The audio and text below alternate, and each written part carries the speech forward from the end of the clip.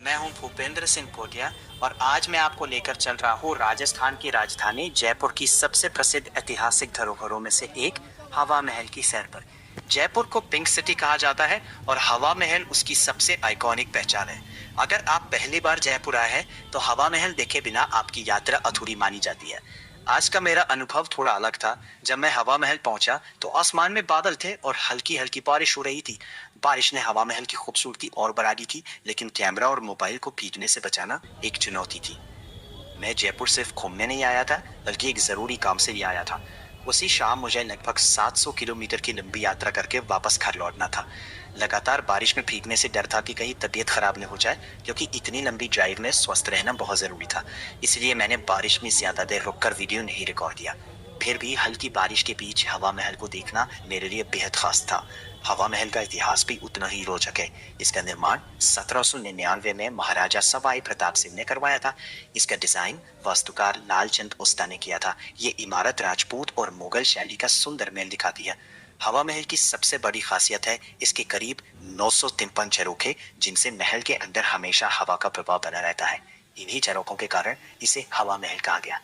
तब के समय में राजघराने की महिलाएं पर्दा प्रथा का पालन करती थी और वे इन्हीं झरोखों से बाहर होने वाले त्योहार, जुलूस और बाजार की रौनक देख सकती थी।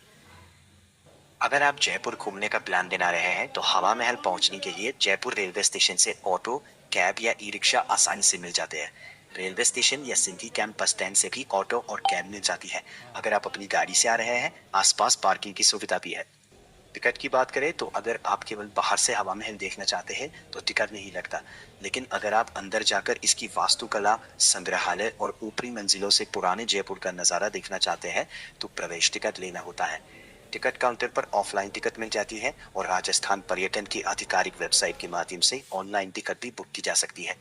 विदेशी पर्यटकों और भारतीय पर्यटकों के लिए टिकट शुल्क अलग हो सकता है। हवा महल देखने का सबसे अच्छा समय सुबह का होता है, जब सूरज की सुनहरी रोशनी गुलाबी पत्थरों पर पड़ती है। फोटोग्राफी के शौकीनों के लिए भी सुबह का समय सबसे बढ़िया है।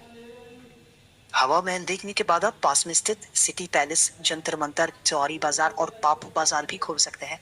यहाँ आपको राजस्थानी हस्तशिल्प, पारंपरिक कपड़े, चूड़ियाँ, आभूषण और स्थानीय व्यंजन मिलेंगे। बारिश की वजह से मैं ज्यादा देर तक नहीं रुक सका, लेकिन जितना समय मैंने बिताया वो मेरे लिए बेहद यादगार रहा। कई बार यात्रा का सबसे सुंदर हिस्सा कैमरे में नहीं बल्कि हमारी यादों में कैद होता है। मेरे लिए हवा महल की यह यात्रा बिल्कुल वैसी ही थी। अगली बार मैं मौसम साफ होने पर फिर से यहाँ आकर आपको और भी बेहतर तथा पूरा वीडियो दिखाने की कोशिश करूंगा। अगर आपको ये जानकारी पसंद आई हो तो वीडियो को लाइक करें, अपने दोस्तों के साथ साझा करें और ऐतिहासिक स्थलों की ऐसी ही रोचक जानकारियों के लिए मेरे साथ जुड़े रहें। बहुत बहुत धन्यवाद। मिलते हैं अगली यात्रा में। तब तक के लिए नमस्कार, जय हिंद। मैं हूं भूपेंद्र सिंह कोटिया और आज मैं आपको लेकर चल रहा हूं राजस्थान की राजधानी जयपुर की सबसे प्रसिद्ध ऐतिहासिक धरोहरों में से एक हवा महल की सैर पर। जयपुर को पिंक सिटी कहा जाता है और हवा महल उसकी सबसे आइकॉनिक पहचान है। अगर आप पहली बार जयपुर आए हैं तो हवा महल देखे बिना आपकी यात्रा अधूरी मानी जाती है। आज का मेरा अनुभव थोड़ा अलग था। जब मैं हवा महल पहुंचा तो आसमान में बादल थे और हल्की हल्की बारिश हो रही थी। बारिश ने हवा महल की खूबसूरती और बढ़ा दी थी, लेकिन कैमरा और मोबाइल को भीगने से बचाना एक चुनौती थी। मैं जयपुर सिर्फ घूमने नहीं आया था, बल्कि एक जरूरी काम से भी आया था। उसी शाम मुझे लगभग 700 किलोमीटर की लंबी यात्रा करके वापस घर लौटना था। लगातार बारिश में भीगने से डर था कि कहीं तबीयत खराब न हो जाए, क्योंकि इतनी लंबी ड्राइव में स्वस्थ रहना बहुत जरूरी था। इसलिए मैंने बारिश में ज्यादा देर रुककर वीडियो नहीं रिकॉर्ड किया। फिर भी हल्की बारिश के बीच हवा महल को देखना मेरे लिए बेहद खास था। हवा महल का इतिहास भी उतना ही रोचक है। इसका निर्माण 1799 में महाराजा सवाई प्रताप सिंह ने करवाया था। इसका डिजाइन वास्तुकार लालचंद उस्ता ने किया था। ये इमारत राजपूत और मुगल शैली का सुंदर मेल दिखाती है। हवा महल की सबसे बड़ी खासियत है इसके करीब 953 झरोखे, जिनसे महल के अंदर हमेशा हवा का प्रभाव बना रहता है। इन्हीं झरोखों के कारण इसे हवा महल कहा गया। तब के समय में राजघराने की महिलाएं पर्दा प्रथा का पालन करती थी और वे इन्हीं झरोखों से बाहर होने वाले त्योहार, जुलूस और बाजार की रौनक देख सकती थी। अगर आप जयपुर घूमने का प्लान बना रहे हैं तो हवा महल पहुंचने के लिए जयपुर रेलवे स्टेशन से ऑटो, कैब या ई रिक्शा आसानी से मिल जाते हैं। रेलवे स्टेशन या सिंधी कैंप बस स्टैंड से भी ऑटो और कैब मिल जाती है। अगर आप अपनी गाड़ी से आ रहे हैं, आसपास पार्किंग की सुविधा भी है। टिकट की बात करें तो अगर आप केवल बाहर से हवा महल देखना चाहते हैं तो टिकट नहीं लगता, लेकिन अगर आप अंदर जाकर इसकी वास्तुकला, संग्रहालय और ऊपरी मंजिलों से पुराने जयपुर का नज़ारा देखना चाहते हैं तो प्रवेश टिकट लेना होता है। टिकट काउंटर पर ऑफलाइन टिकट मिल जाती है और राजस्थान पर्यटन की आधिकारिक वेबसाइट के माध्यम से ऑनलाइन टिकट भी बुक की जा सकती है। विदेशी पर्यटकों और भारतीय पर्यटकों के लिए टिकट शुल्क अलग हो सकता है।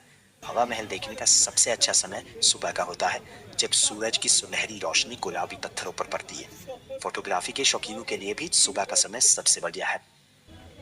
हवा महल देखने के बाद आप पास में स्थित सिटी पैलेस, जंतर मंतर, जौहरी बाजार और बापू बाजार भी घूम सकते हैं।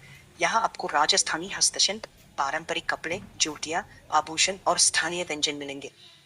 बारिश की वजह से मैं ज्यादा देर तक नहीं रुक सका, लेकिन जितना समय मैंने बिताया वो मेरे लिए बेहद यादगार रहा। कई बार यात्रा का सबसे सुंदर हिस्सा कैमरे में नहीं बल्कि हमारी यादों में कैद होता है। मेरे लिए हवा महल की यह यात्रा बिल्कुल वैसी ही थी। अगली बार मैं मौसम साफ होने पर फिर से यहाँ आकर आपको और भी बेहतर तथा पूरा वीडियो दिखाने की कोशिश करूंगा। अगर आपको ये जानकारी पसंद आई हो तो वीडियो को लाइक करें, अपने दोस्तों के साथ साझा करें और ऐतिहासिक स्थलों की ऐसी ही रोचक जानकारियों के लिए मेरे साथ जुड़े रहें। बहुत बहुत धन्यवाद। मिलते हैं अगली यात्रा में। तब तक के लिए नमस्कार। जय हिंद।